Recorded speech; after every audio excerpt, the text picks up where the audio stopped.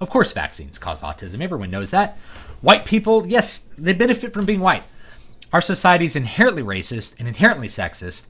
White males have all the power. Neoliberals, they believe in trickle-down economics. They're all about it. Chemtrails, we see those. We know those are real because we can see them. There is scientific consensus on global warming. The science is sealed. This is common knowledge. Race is a social construct. The atomic bomb was necessary to end World War II. Public education is necessary for us to create an informed voter base. Organic food is better for you than normal food. Violent video games are bad for you. And Star Wars Episode 7, The Force Awakens. That was a great movie. What am I talking about here? It's time for another non-argument.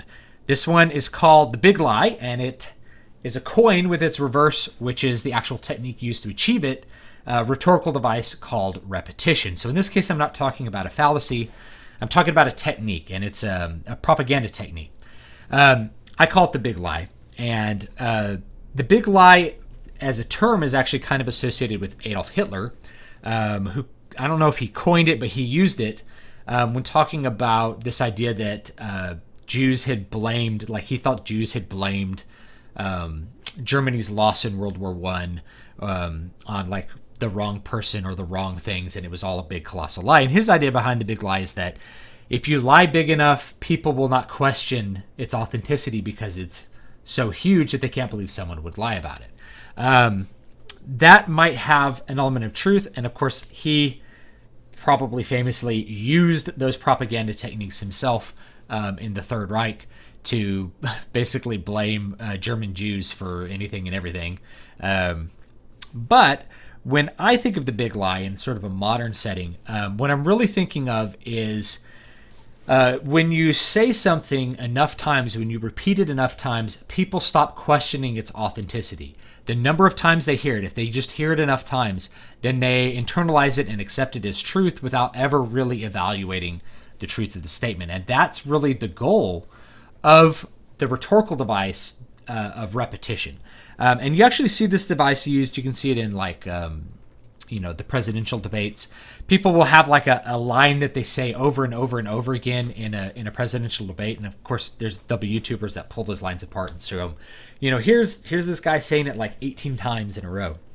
He just keeps saying the same thing. And the whole idea is you repeat that phrase, you repeat the idea, you repeat what you're saying, and people just internalize it and then associate it, and then they kind of end up accepting it as truth.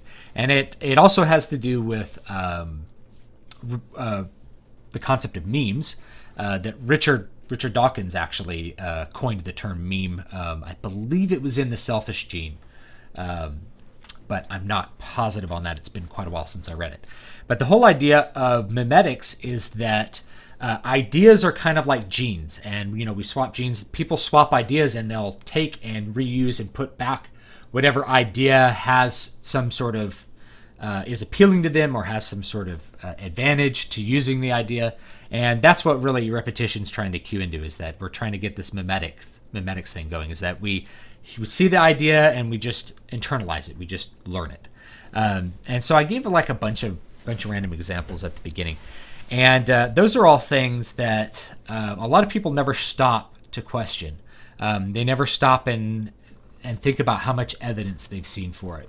And in some cases, just the repetition of the idea, especially something like chemtrails, which is just bonkers, gets repeated so many times that when you say like there's no evidence for chemtrails, they're like, you're believing in the big lie. It's like, no, you've had people repeat that this thing exists so many times that you haven't stopped to think about whether it actually does exist.